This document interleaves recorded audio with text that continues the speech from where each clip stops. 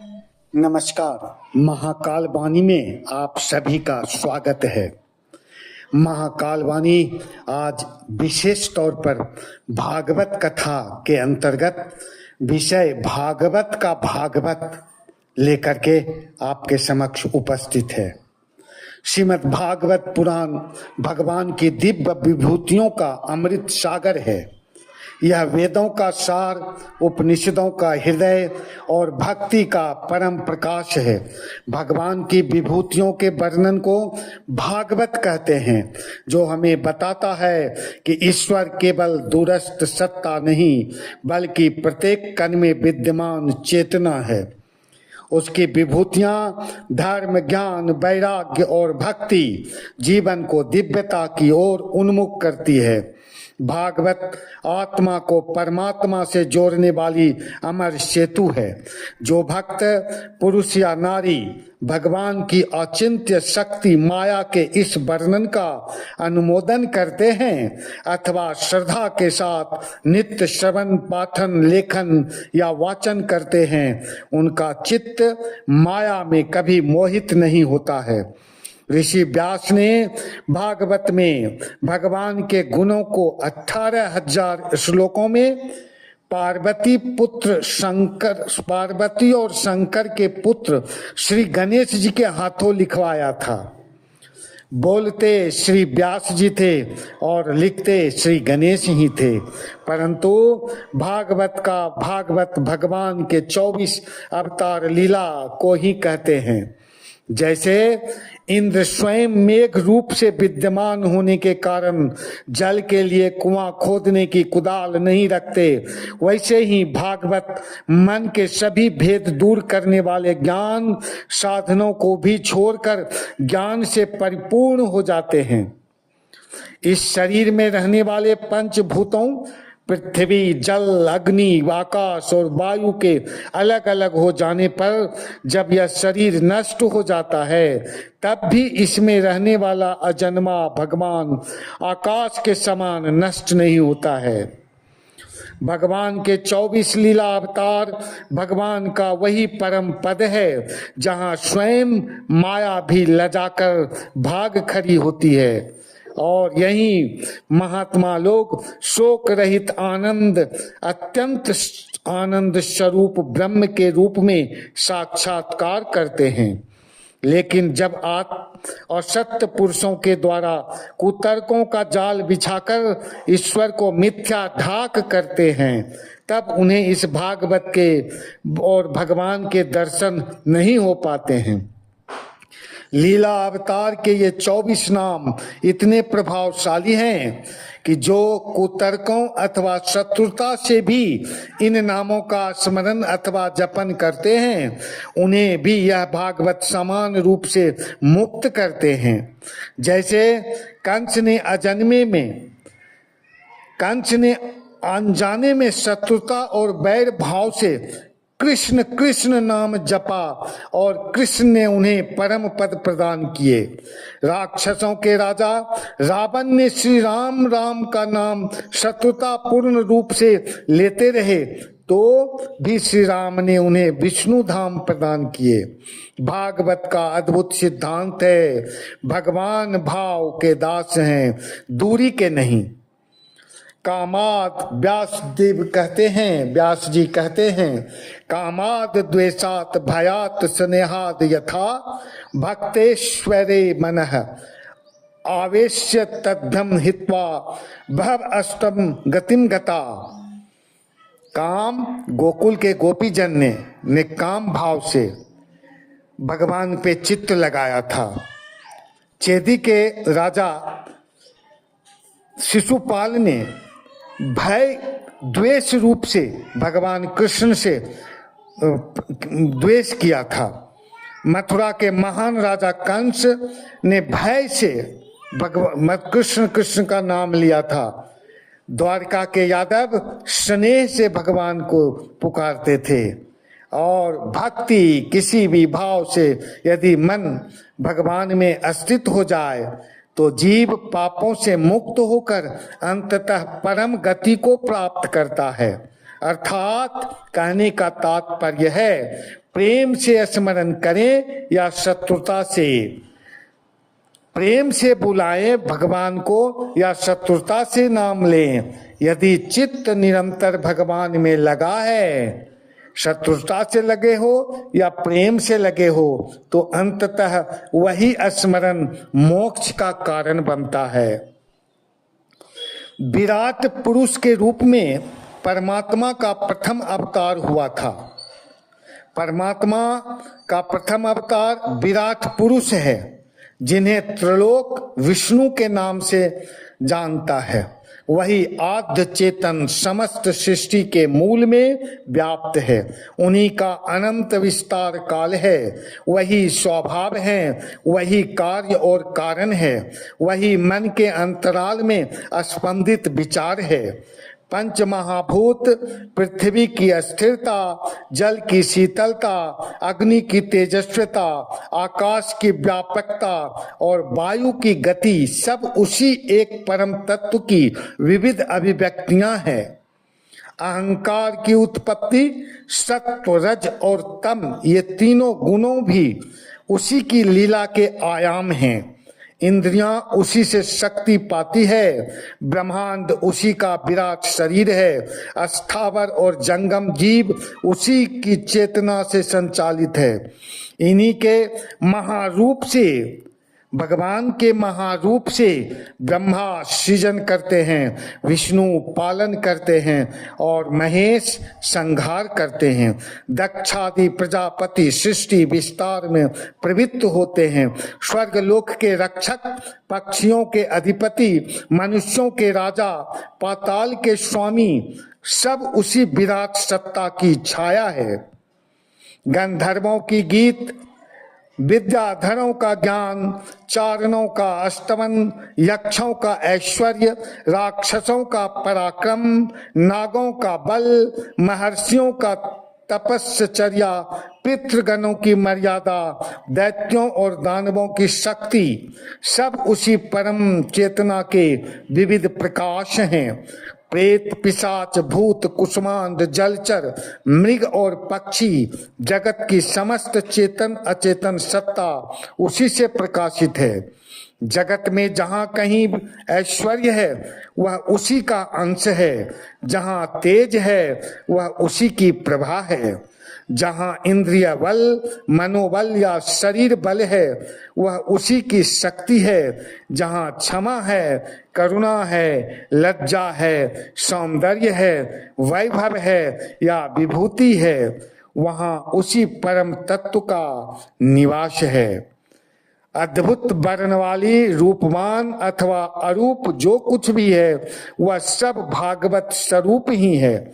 इस विराट चरित्र का श्रवण मात्र वाणी को मधुर करता है, हृदय को निर्मल करता है और सर्वेंद्रिय को दोषों का निवारण कर आत्मा को परम शांति से अप्लावित कर देता है। भगवान का अवतार है वाराह अवतार। प्रलय के महाभयंकर जल में जब संपूर्ण पृथ्वी निमग्न हो गई, दिशाएं मौन हो गई, देवगण व्याकुल हो उठे और सृष्टि का क्रम रुक सा गया, तब परम करुणामय भगवान ने जगत रक्षा हेतु अद्भुत 12 शरीर धारण किया।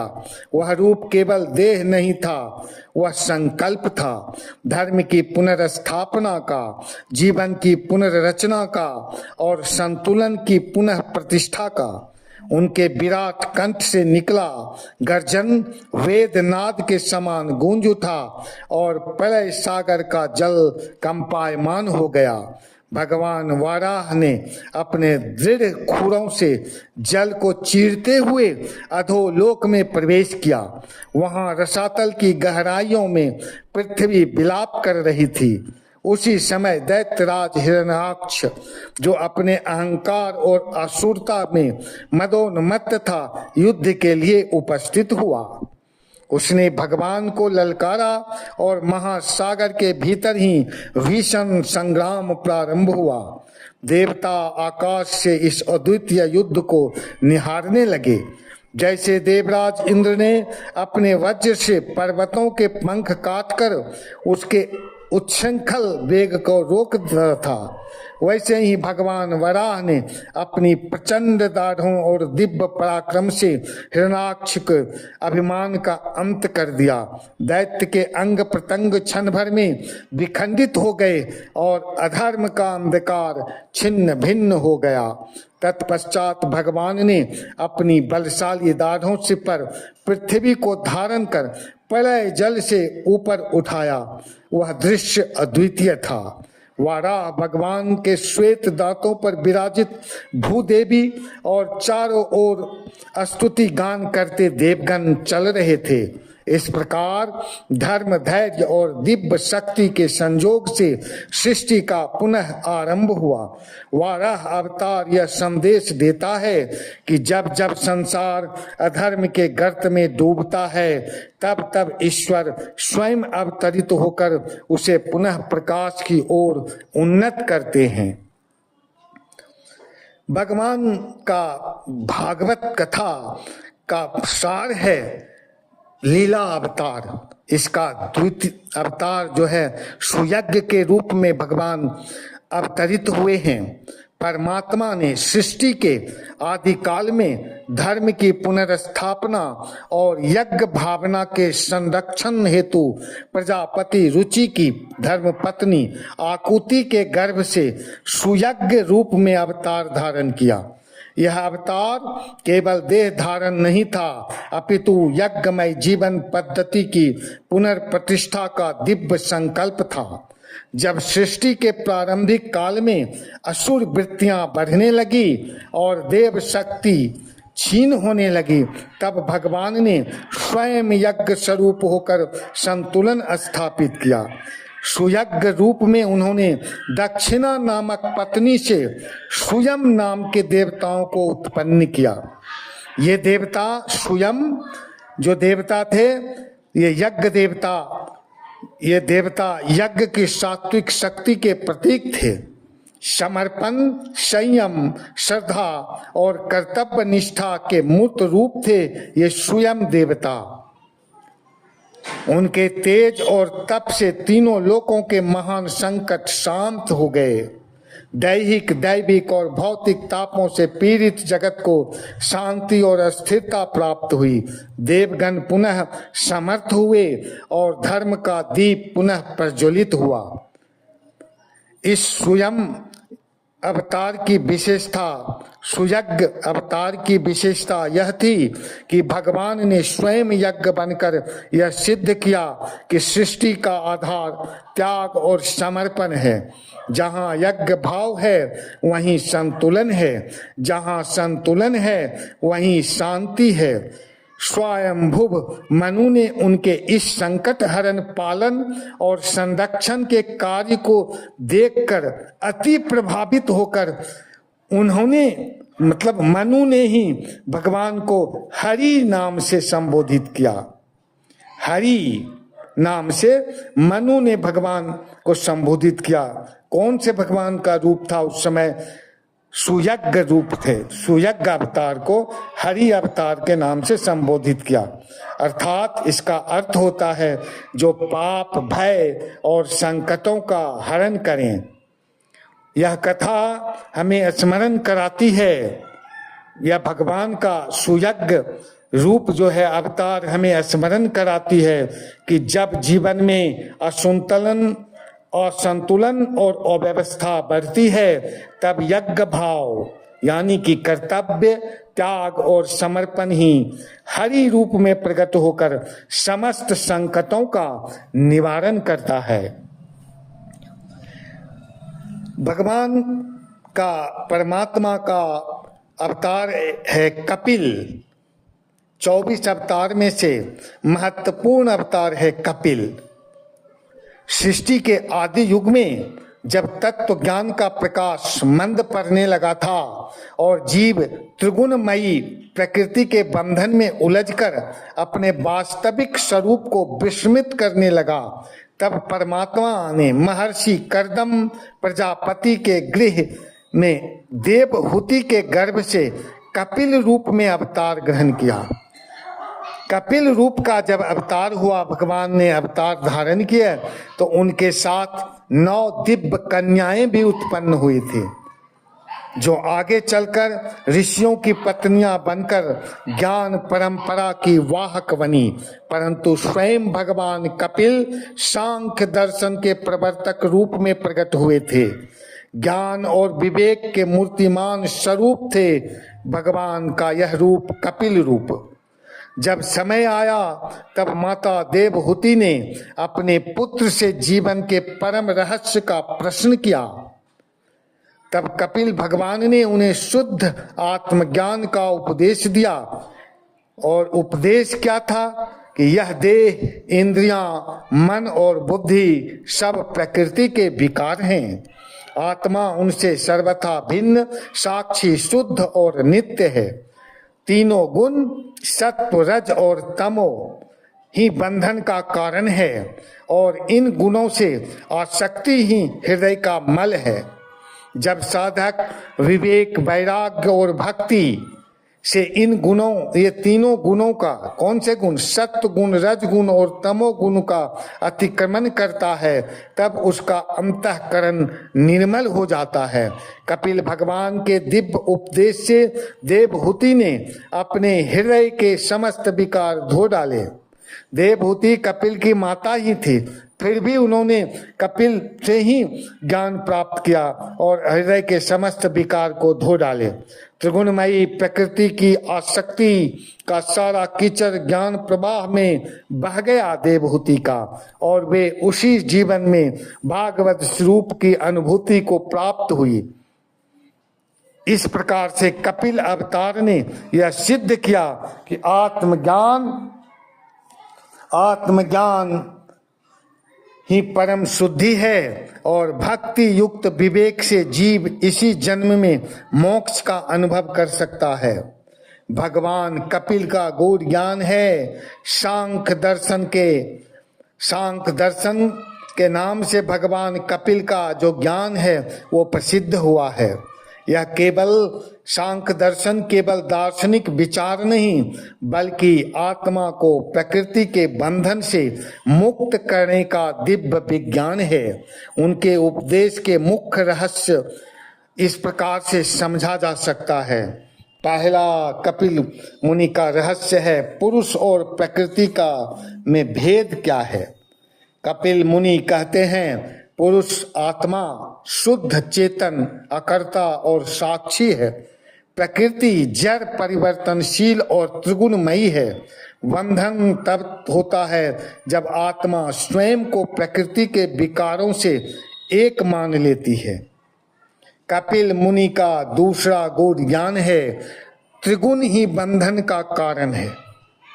सत्व ज्ञान देता है पर आसक्ति भी उत्पन्न करता है।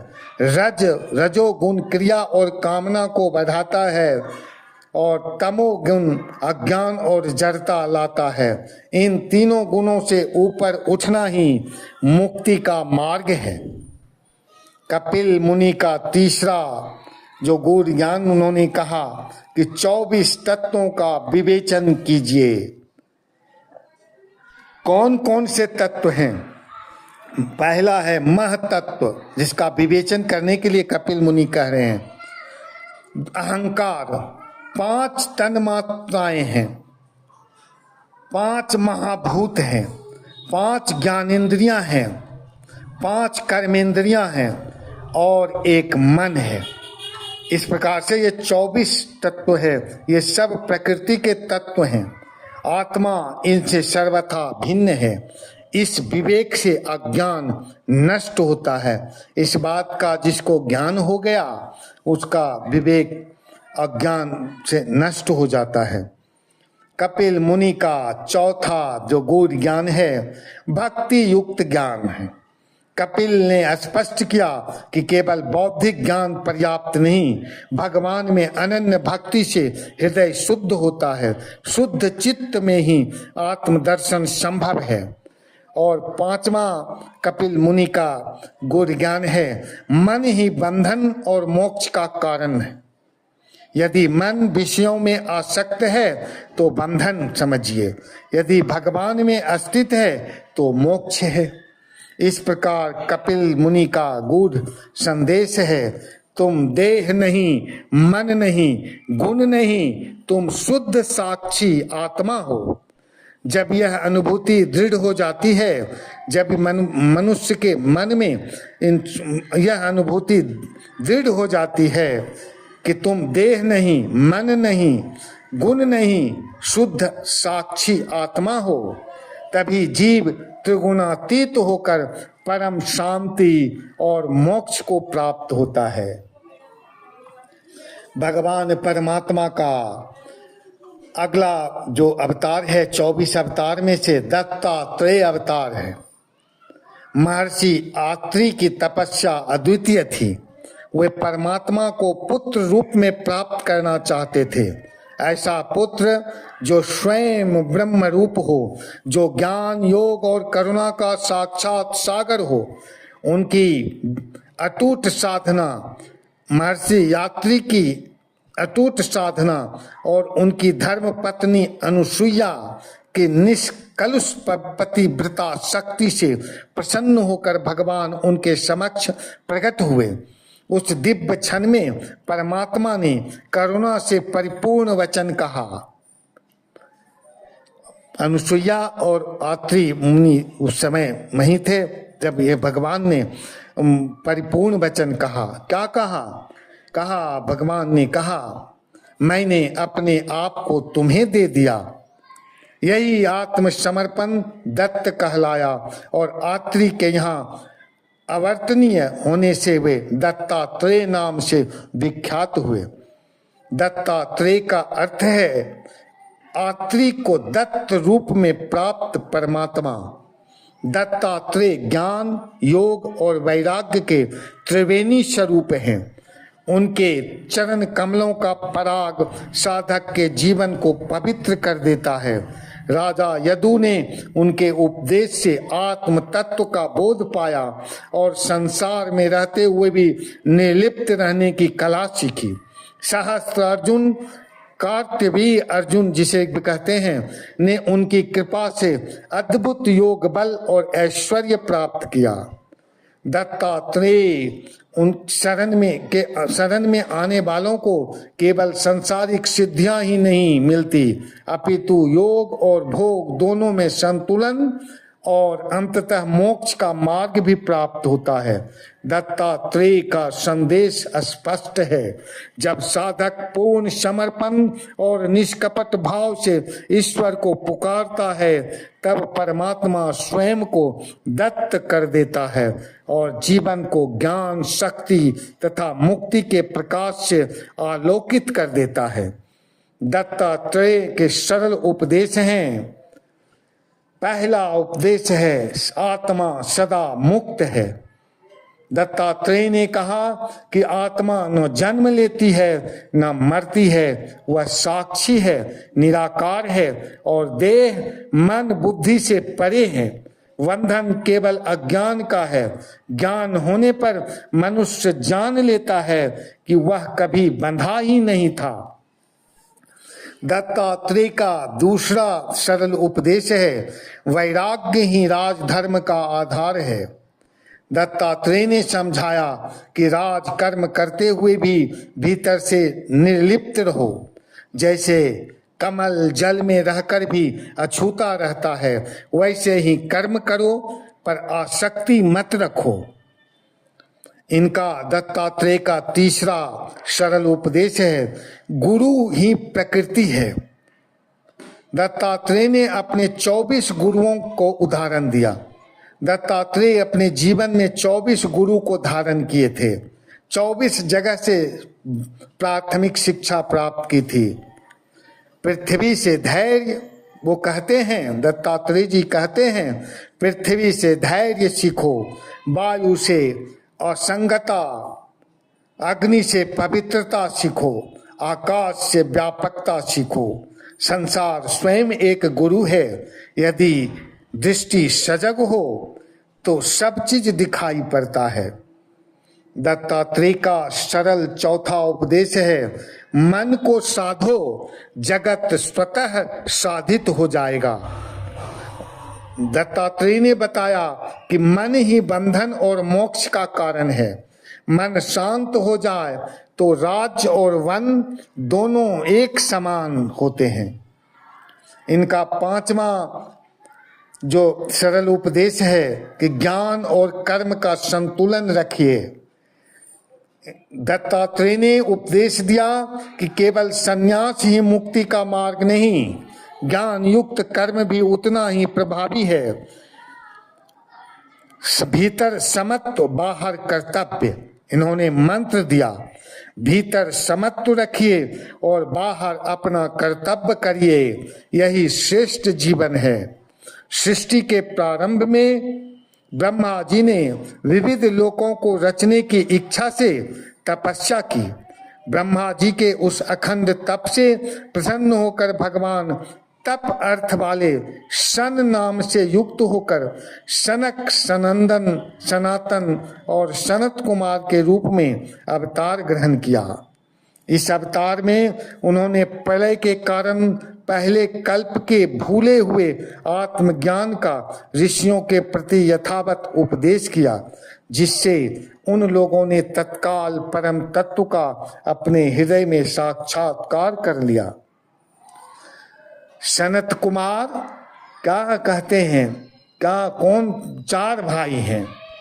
चार भाई एक साथ भगवान परमात्मा का अवतरित हुए। सृष्टि के प्रारंभ में जब ब्रह्मा जी ने विविध लोकों की रचना का संकल्प किया था, तब उन्होंने अनुभव किया था कि केवल सृजन की इच्छा पर्याप्त नहीं, उनके पीछे दिव्य ज्ञान और तप की अस्थिरता आवश्यक है। अतः वे एकाग्रचित होकर अखंड तपस्या में लीन हुए। उनकी उस परम एक निष्ठ साधना से प्रसन्न होकर भगवान परमात्मा स्वयं सन अर्थात शाश्वत तप और नित्य ज्ञान के रूप में प्रकट हुए और सनक, सनंदन, सनातन तथा सनत कुमार के दिव्य रूपों में अवतार ग्रहण किया। ये चारों कुमार बालक के समान प्रतीत होते थे, परंतु उनका ज्ञान अनादि और अपरिमेय था। यह अवतार वैराग्य और आत्मबोध का प्रतीक था। प्रलय के कारण पूर्व कल्प में जो आत्मज्ञान लुप्त प्राय हो गया था, उसे पुनः प्रकाशित करने के लिए ये कुमार अवतीर्ण हुए।